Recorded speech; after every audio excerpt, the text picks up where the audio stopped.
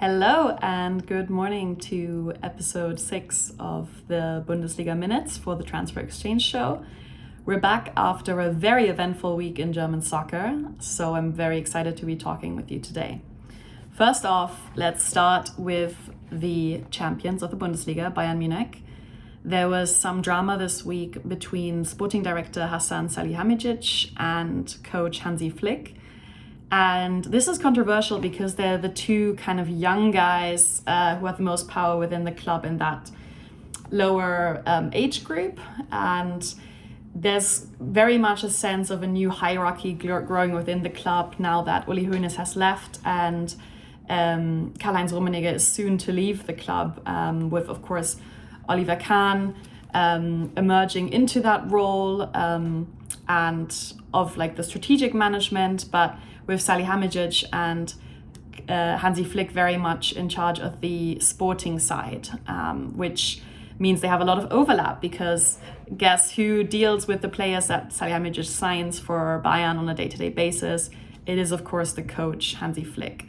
And Bild reported that there was an incident not too long ago where Flick and Salihamidzic had a verbal fight, and Flick told Salihamidzic Hals Maul, which is pretty much kind of like shut your mouth, shut up.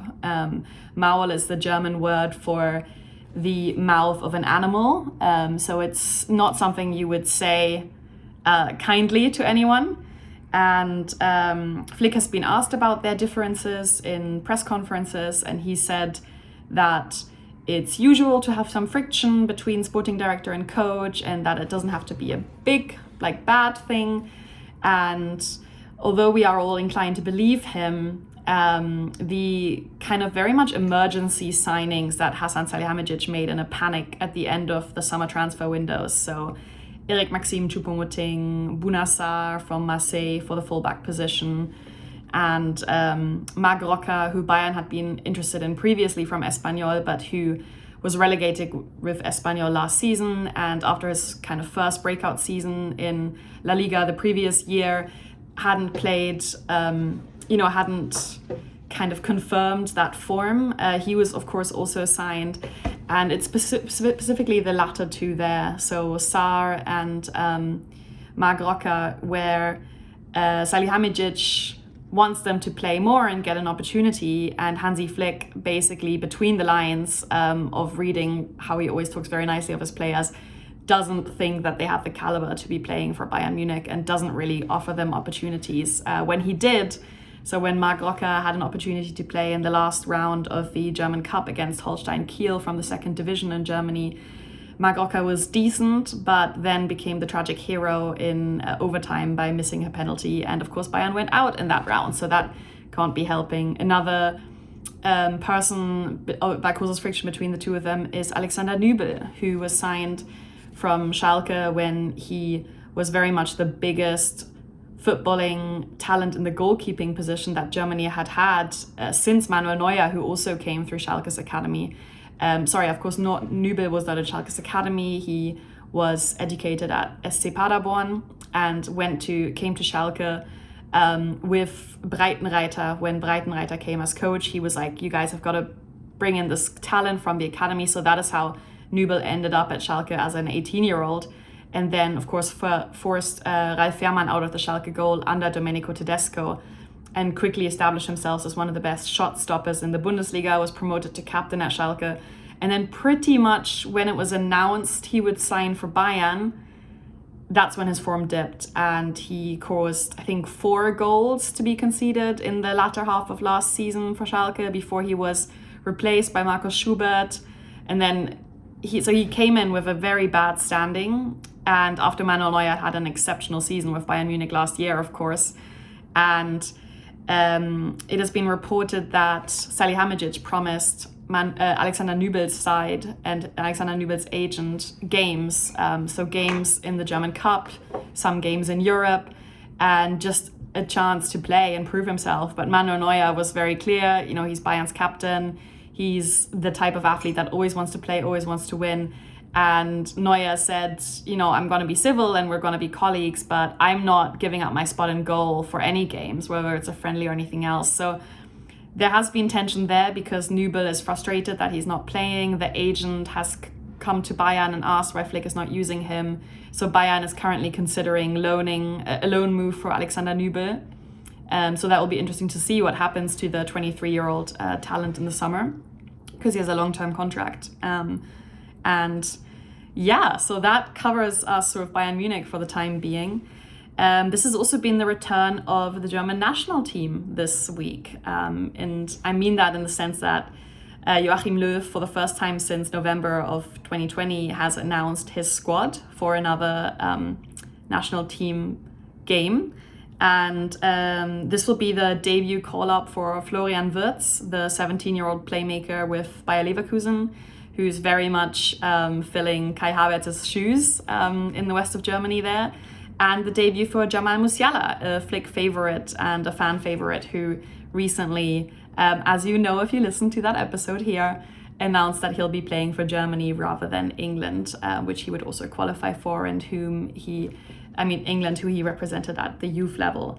So I do believe that both of those players are likely to get a few minutes because Löw's darlings are always the technical attacking players, and Löw has, I think, given almost or even more than 100 players the debut in the national team in his career since 2006 as head coach. So he likes it, and he likes taking some risks with young talent if they prove themselves in training. There have been exceptions to that. We know that he was never a big fan of Leroy Sané until recently, but I think Wirtz and Musiala, they'll both get a go. I also wanted to point out that Löw and Bierhoff have backtracked a little bit on their promise to never nominate Mats Hummels, Jerome Boateng and Thomas Müller again.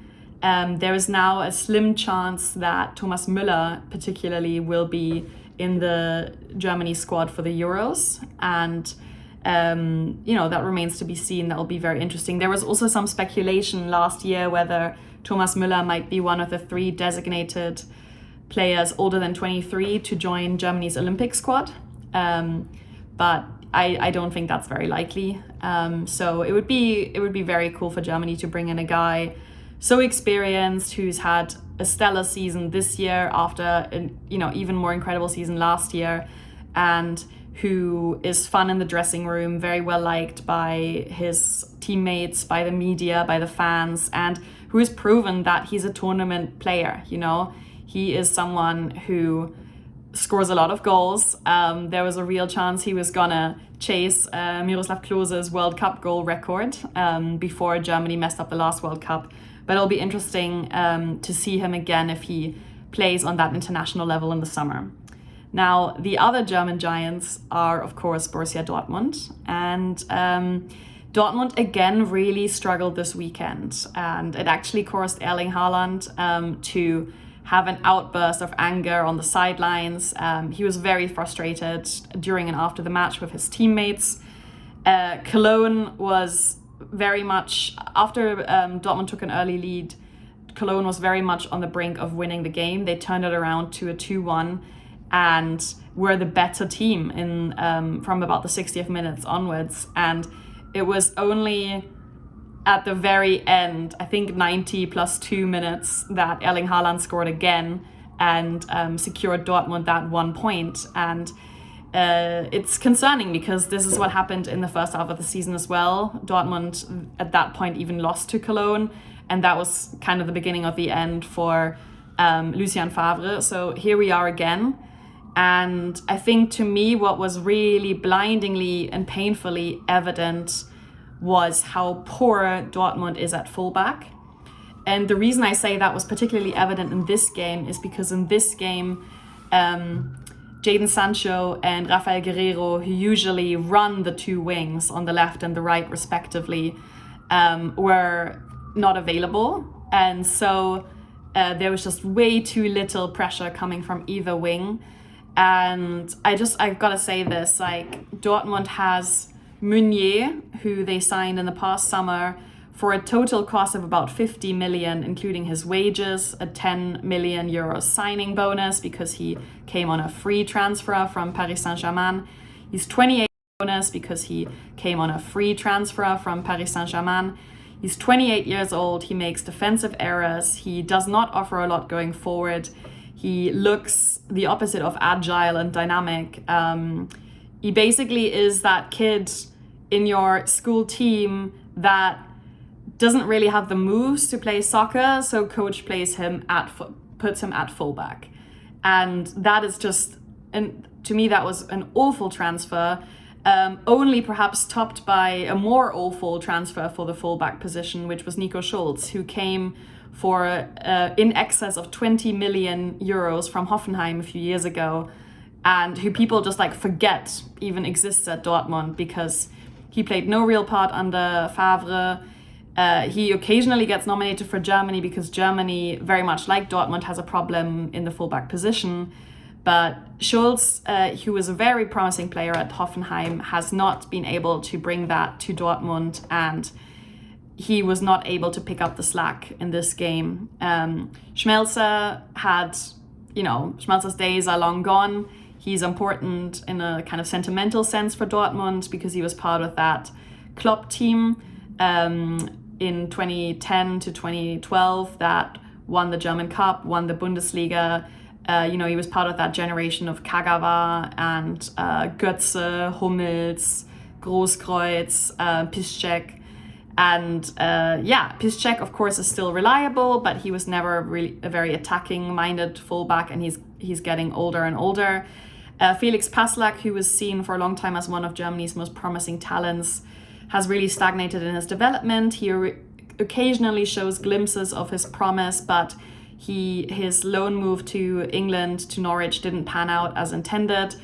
And I think Felix Passlack in the future is likely to end up at a club like maybe Augsburg, Freiburg, maybe even like a top team in the second division. I don't see him as like a Champions League player for Borussia Dortmund. So the reason I bring this up is because don't we all remember Achraf Hakimi at Dortmund? I mean, to me, he was a sensational player to watch in those 2 years when Real Madrid loaned him out to Dortmund. And he was the type of player who I think viewers tuned in to see, very much like Jadon Sancho or Marco Reus. He could have make magic happen on the ball. And it was surprising to me that Dortmund did not sign him permanently last summer. Incidentally, it was also surprising to me that Real Madrid didn't want him back, but wanted to cash in on him.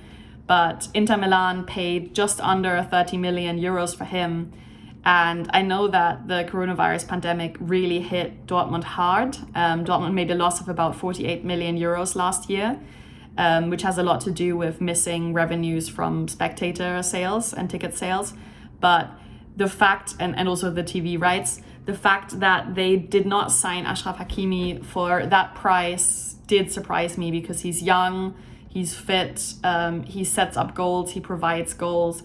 He combined beautifully with Jadon Sancho.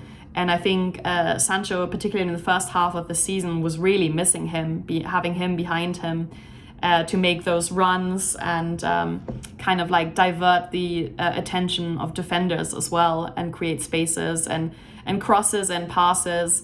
So yeah, I just wanted to put that out there that Hakimi is doing well in Serie A, as of course was expected, and that Dortmund perhaps is missing him.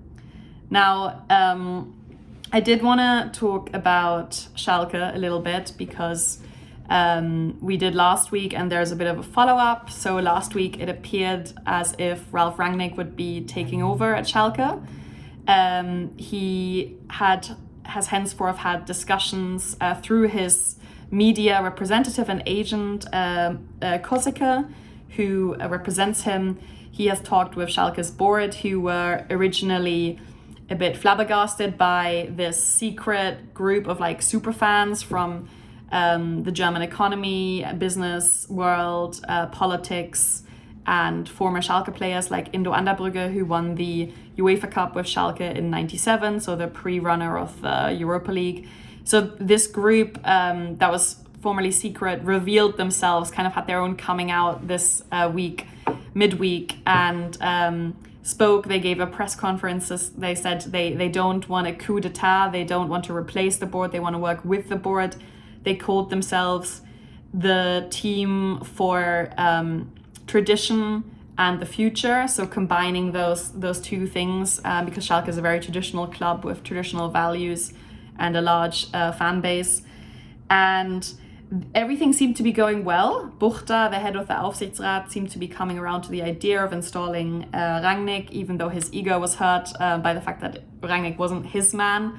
And then on Friday, I'm sorry, it was on Saturday morning, Kosicke came out with a public statement for Rangnick that Rangnick would not be available, that at this time, that was important to include that, he would not be available at this time in the current constellation of leadership at Schalke.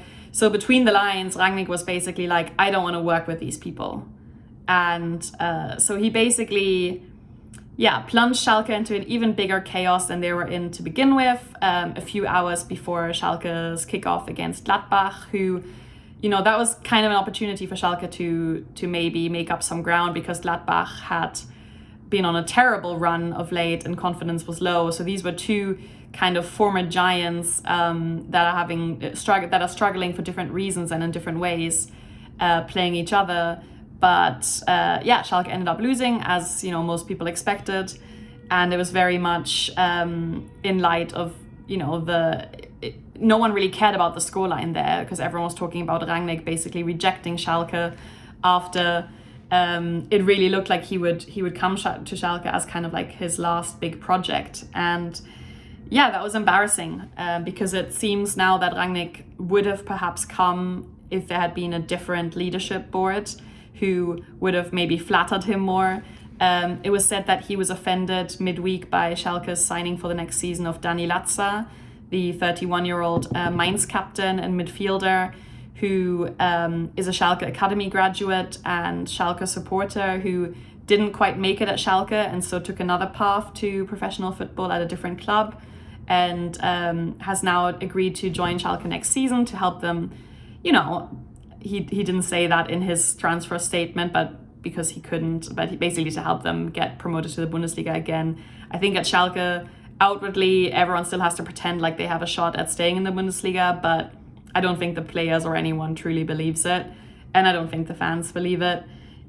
So that was an interesting transfer, and I very highly doubt that that's the reason Rangnick doesn't want to join. Of course, we know that at Hoffenheim and Leipzig, he followed the philosophy of signing and promoting under 23 players who would then, had a high resale value, had a high ceiling for development.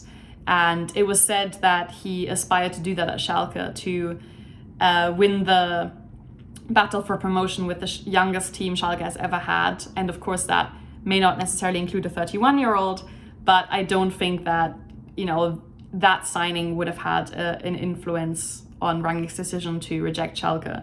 So like what's happening now? Well, Ruven Schröder, who was the general manager of Mainz until the past winter, is now being discussed, as is Oliver Runert, who was with the Schalke, on the Schalke directors level until he moved to Union Berlin 2 years ago and has done a wonderful job there.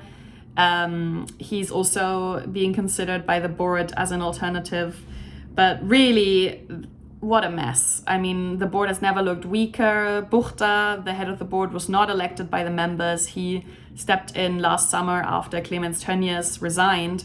So, I mean, there's a petition going around online started by Schalke fans calling for the whole board to resign, and it already has 5,000 signatures.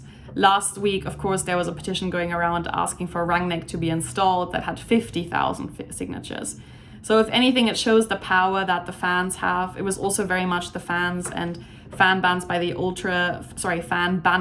ultras that were put on parking garages and on the training grounds that led to the firing of Jochen Schneider, and very much mounted pressure for Clemens Tönnies to resign last summer, in light of racism, allegations that, in my opinion, were very accurate, that he had made terrible comments about African people at a business conference in Paderborn, so locally, and that he never truly apologized for. He just said, "I'm sorry to all Schalke fans." And I'm like, these are not the people you have to apologize to.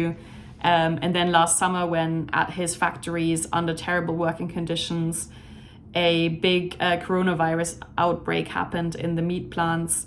And when Schalke was doing terribly and went on that run of like 16 games without winning under David Wagner after the coronavirus break, he resigned under mounting pressure because Schalke was looking financially and sporting-wise like it was in real trouble. So not to end on a sad note, but yeah, that's what's been up with Schalke. I did want to mention a player that has caught my eye this week, and that is Cologne's Ismail Jakobs.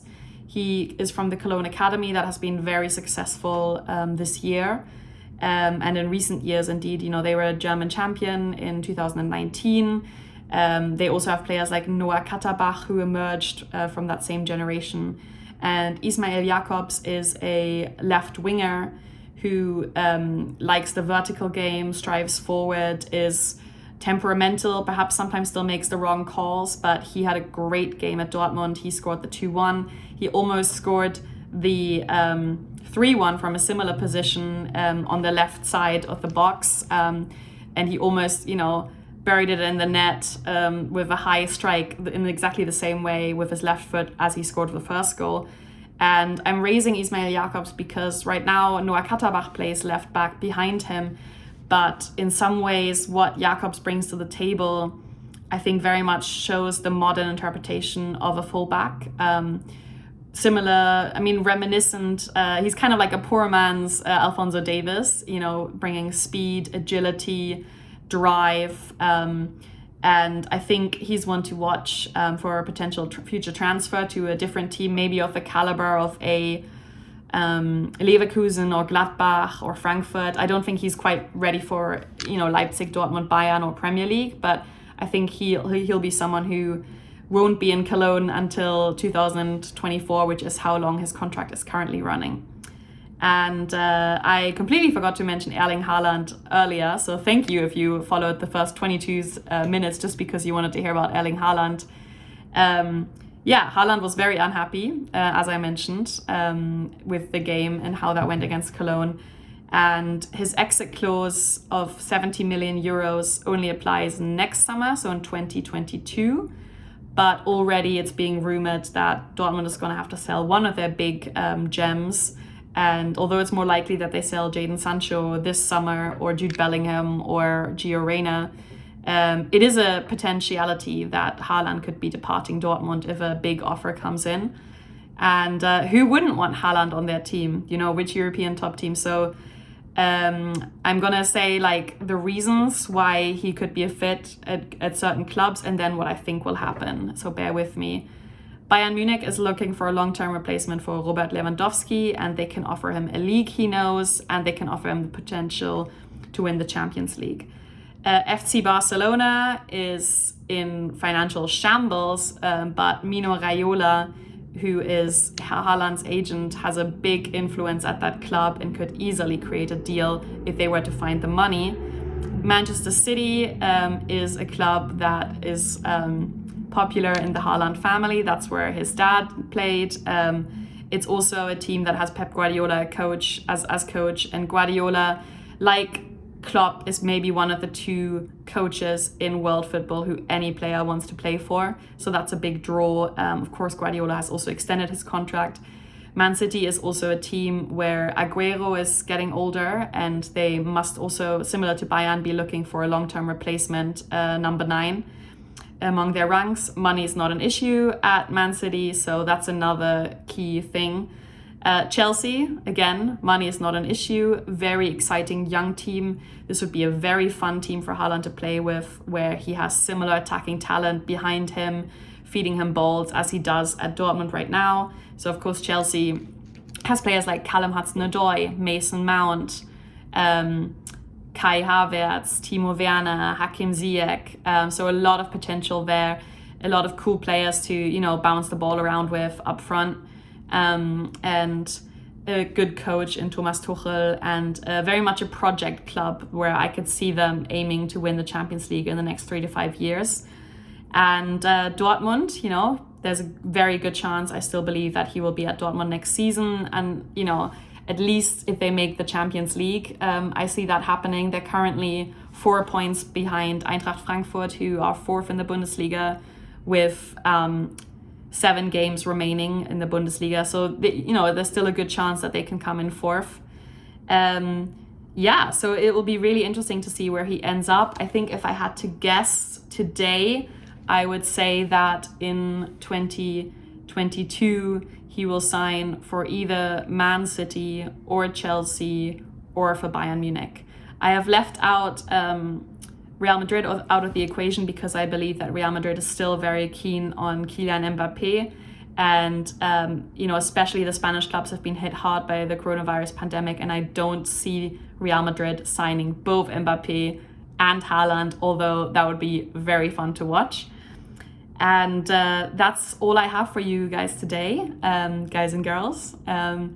I hope you follow me on Twitter at Marie Schubo. That's at MarieSchubo. And tweet at me, DM me, let me know what you want me to cover next week, what's caught your eye, if it's a player, a coach, a game, a trend, a goal. Just let me know what you're interested in hearing about. All right, have a good one. Goodbye.